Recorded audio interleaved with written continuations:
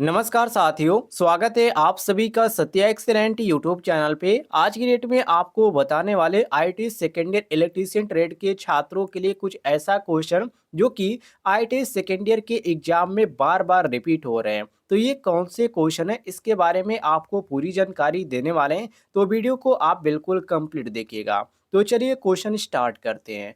पहला क्वेश्चन आपके सामने, जिसमें पूछा जा रहा है कि एक्स के रूप में चिन्हित स्लॉट का उद्देश्य क्या है।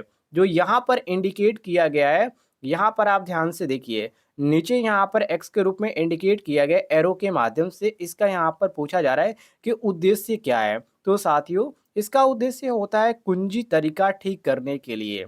ये आपका स्लॉट में देखने को मिल रहा है आपको। तो ऑप्शन नंबर ए यहाँ पर आपको बिल्कुल करेक्ट आंसर देखने को मिल रहा है, कुंजी तरीका ठीक करने के लिए। ये साथियों आपका करेक्ट आंसर हो जाएगा। आगे देखिए अगले क्वेश्चन को।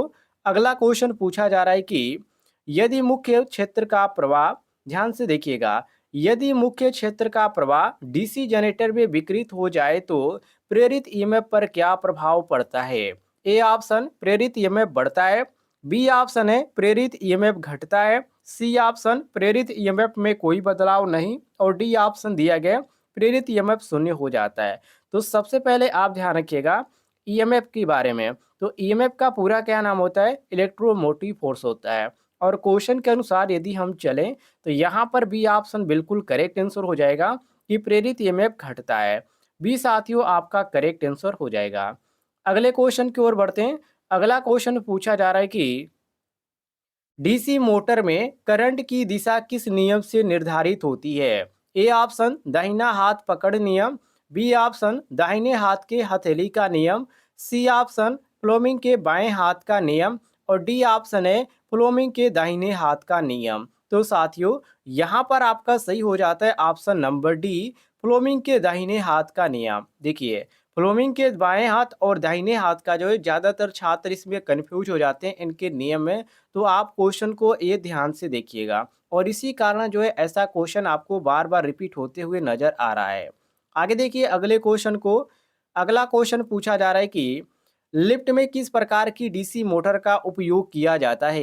ए ऑप्शन डीसी श्रेणी motor, B option DC shunt motor, C option DC differential यौगिक मोटर, और डी ऑप्शन है डीसी संचयी यौगिक मोटर। तो साथियों, यहाँ पर आपका सही हो जाता है ऑप्शन नंबर डी, जिसको डीसी संचयी यौगिक मोटर, और इंग्लिश में इसको डीसी कम्पलेटिव कम्युलेटिव कंपाउंड मोटर के नाम से जाना जाता है।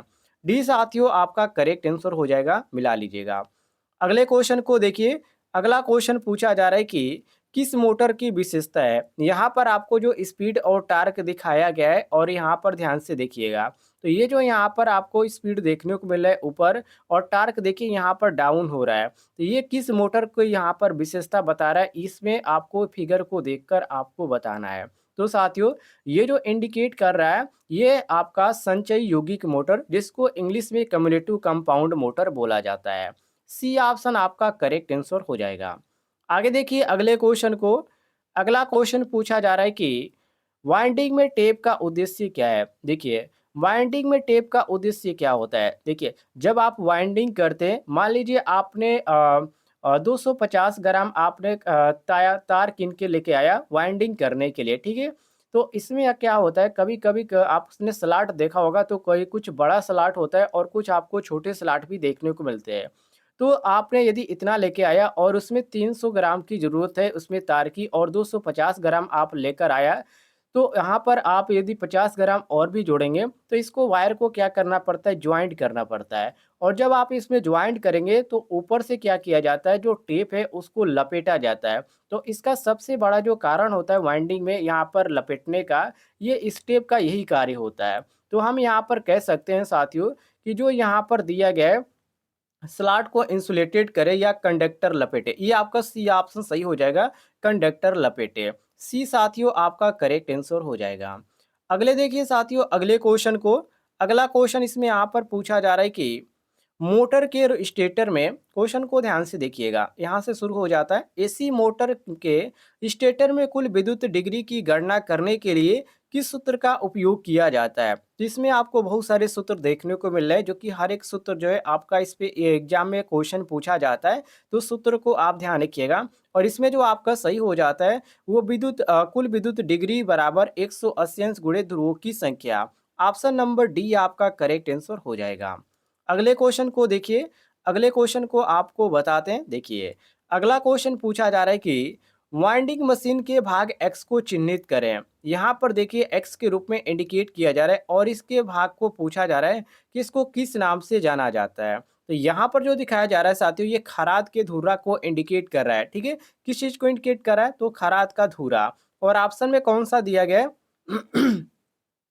तो ऑप्शन नंबर आपको ए ऑप्शन देखने को मिल जाता है, करेक्ट आंसर मिला लीजिएगा।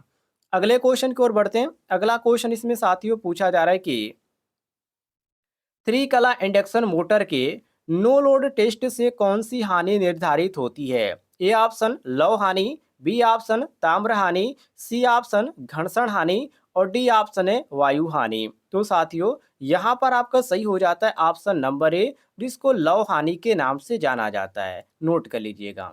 अगले क्वेश्चन की ओर बढ़ते हैं। अगला क्वेश्चन पूछा जा रहा है कि किस प्रकार के किस प्रकार के वाइंडिंग तार को सबमर्सिबल पंप मोटर को वाइंडिंग करने के उपयोग के लिए किया जाता है? मतलब कि वाइंडिंग करने के लिए उपयोग में किया जाता है, वो कौन सी यहाँ पर है? जैसे कि पीवीसी कवर प्रकार का, या बी ऑप्शन है टेरलिन थ्रेड प्रकार और सी ऑप्शन है सुपर एनमोल्ड टाइप और डी ऑप्शन है डबल सूती कवर प्रकार का। तो साथियों यहाँ पर आपका जो सही हो जाता है क्वेश्चन के अनुसार ऑप्शन नंबर सी बिल्कुल करेक्ट आंसर हो जाता है, सुपर एनिमल्ड टाइप। सी साथियों आपका करेक्ट आंसर हो जाएगा। आगे देखिए अगले क्वेश्चन को। अगला क्वेश्चन इसमें यहाँ पर पूछा जा रहा है कि यदि स्लिप रिंग इंडक्शन मोटर में रोटर वाइंडिंग खुले परिपथ में स्टार्टिंग किया जाए, मतलब कि स्टार्टिंग की बात कर रहे हैं, और उस समय मोटर पे क्या प्रभाव पड़ेगा? ये क्वेश्चन जो है आपका टेक्निकल क्वेश्चन है, इसको आप ध्यान रखिएगा। ऐसा जो है आपको जहाँ पर यदि आप डीएमआरसी का एग्जाम देने जाते हैं, इससे आपको यहाँ पर देखने को मिल जाता है। टेक्निकल एग्जामों में ऐसा क्वेश्चन पूछा जाता है। तो यहाँ पर देखिए ये जो मोटर है नहीं चलेगा। क्या होगा? नहीं चलेगा, क्योंकि ये जो वाइंडिंग है वो खुले परिपथ में है, इसके कारण जो है मोटर नहीं चलेगा। ऑप्शन नंबर आपका ए बिल्कुल करेक्ट आंसर हो जाएगा। आगे बढ़ते हैं अगले क्वेश्चन को। देखिए अगला क्वेश्चन पूछा जा रहा है कि एक चरण मोटर्स में अपकेंद्री स्विच का कार्य क्या है? जो साथियों अपकेंद्री स्विच होता है उसमें एक धातु नुमा पट्टी होता है, ठीक है, और उसी का जो है यहाँ पर इसके स्विच के रूप में कार्य किया जाता है और ये कार्य में इसको लाया भी जाता है। तो एकल चरण मोटर में अपकेंद्री जो स्विच होता है इसका यहाँ पर कार्य पूछा जा रहा है। तो आरंभिक वाइंडिंग को भी संयोजित करना, ये आपका ऑप्शन नंबर बी बिल्कुल करेक्ट आंसर हो जाता है। बी साथियों आपका करेक्ट आंसर हो जाएगा, मिला लीजिएगा। आगे देखिए अगले क्वेश्चन को। अगला क्वेश्चन यहाँ पर पूछा जा रहा है कि आच्छादित पोल मोटर का अनुप्रयोग क्या है? A option hair dryer, B option पंखा, सी ऑप्शन गीला ग्राइंडर और डी ऑप्शन है वॉशिंग मशीन। तो साथियों यहाँ पर आपका सही हो जाता है ऑप्शन नंबर ए, जिसको हेयर ड्रायर के नाम से जाना जाता है। ए ऑप्शन आपका क्वेश्चन के अनुसार करेक्ट आंसर हो जाएगा, मिला लीजिएगा। अगले क्वेश्चन को देखिए। अगला क्वेश्चन इसमें यहाँ पर पूछा जा रहा है कि एक आदर्श अल्टरनेटर में ईएमएफ मतलब कि इलेक्ट्रोमोटिव फोर्स फेज की गणना करने के लिए किस सूत्र का उपयोग किया जाता है? तो इसमें जो यहाँ पर सही सूत्र है उसको आपको चूज करना है। तो इसमें जो आपका हो जाता है ई बराबर ये आपका 4.44 आपका हो जाता है 5 FT और यहाँ पर आपको ऑप्शन नंबर डी ये आपको करेक्ट आंसर देखने को मिल जाता है। तो आप ऑप्शनों को ध्यान से देखकर आप इसका उत्तर का चुनाव कीजिएगा। डी ऑप्शन करेक्ट आंसर हो जाएगा। आगे देखिए अगले क्वेश्चन को। अगला क्वेश्चन पूछा जा रहा है कि सिंक्रोनस मोटर, क्वेश्चन को ध्यान से देखिए, कहा जा रहा है कि सिंक्रोनस मोटर ऑपरेशन के लिए डीसी आपूर्ति क्यों आवश्यक है? तो इसमें डीसी आपूर्ति इसलिए आवश्यक है क्योंकि मोटर को तुल्यकालिक गति से चलाना है और उसके लिए हमको जरूरत पड़ती है डीसी की। और यहाँ पर आपका जो सही हो जाएगा ऑप्शन नंबर डी, ये हमारा क्वेश्चन के अनुसार करेक्ट आंसर हो जाएगा, मिला लीजिएगा। अगले क्वेश्चन को देखिए। अगला क्वेश्चन आपके सामने है साथियों, जिसमें पूछा जा रहा है कि कौन से कन्वर्टर में उच्च दक्षता है, जैसे कि ए ऑप्शन है एससीआर कन्वर्टर, बी ऑप्शन है रोटरी कन्वर्टर, सी ऑप्शन है मोटर जनरेटर सेट और डी ऑप्शन है मरकरी आर्क दृष्टिकारी। तो साथियों यहाँ पर जो आपका सही हो जाता है वो ऑप्शन नंबर सी बिल्कुल करेक्ट आंसर हो जाता है। कौन सा ऑप्शन सही, सॉरी ए ऑप्शन सही होगा, एससीआर कन्वर्टर इसमें होता है, ठीक है। तो ये आपका जो हो जाएगा option number A correct answer हो जाएगा। अगले क्वेश्चन को देखिए साथियों, अगला क्वेश्चन यहाँ पर पूछा जा रहा है कि क्या कारण है जो एसी की तुलना में डीसी के ट्रांसमिशन पर कंडक्टर क्रॉस सेक्शनल क्षेत्र का पूरी तरह से उपयोग कर सकता है। ए ऑप्शन कोई उसमें हानि नहीं, बी ऑप्शन कोई त्वचा प्रभाव नहीं, सी ऑप्शन कोई शक्ति हानि नहीं और डी ऑप्शन है कोई कोरोना हानि नहीं। तो साथियों यहाँ पर आपका सही हो जाता है ऑप्शन नंबर बी, कोई भी त्वचा प्रभाव हानि नहीं। जितने भी छात्र यहाँ पर बी ऑप्शन मारे इन क्वेश्चन का, उनका यहाँ पर बी ऑप्शन करेक्ट आंसर हो जाएगा। अगले क्वेश्चन को देखिए, अगला क्वेश्चन पूछा जा रहा है कि यदि डिस्क इंसुलेटर क्षतिग्रस्त हो जाता है तो डिस्क इंसुलेटर के लिए स्ट्रिंग व्यवस्था का क्या होगा। ए ऑप्शन पूरा तार बेकार हो जाता है, बी ऑप्शन कोई प्रभाव नहीं सामान्य रूप से संचालित होता है, सी ऑप्शन है केवल क्षतिग्रस्त डिस्क कार्य नहीं करेगी और डी ऑप्शन है समीपवर्ती इंसुलेटर के और आसन्न इंसुलेटर कार्य नहीं करेगा। तो साथियों यहाँ पर आपका सही हो जाएगा ऑप्शन नंबर सी, ये आपका करेक्ट आंसर हो जाएगा, केवल क्षतिग्रस्त रिस्ट कार्य नहीं करेगी। सी ऑप्शन आपका करेक्ट आंसर हो जाएगा।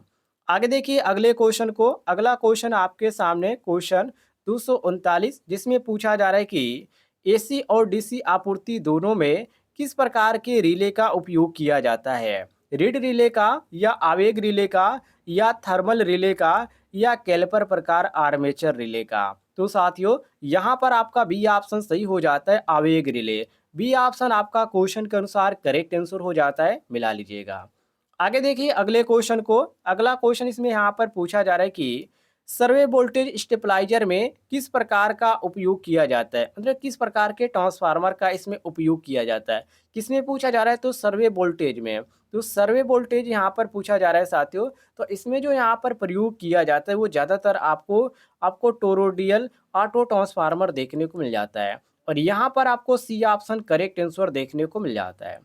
आगे बढ़ते हैं अगले क्वेश्चन को देखिए, अगला क्वेश्चन पूछा जा रहा है कि डीसी मोटर में बलाघूर्ण के समानुपाती कौन सा है, बैक ईएमएफ या फील्ड धारा या सिरों का वोल्टेज या आर्मेचर करंट। तो साथियों ये आपका डी ऑप्शन सही हो जाएगा, आर्मेचर करंट। डी ऑप्शन आपका क्वेश्चन के अनुसार करेक्ट आंसर हो जाएगा।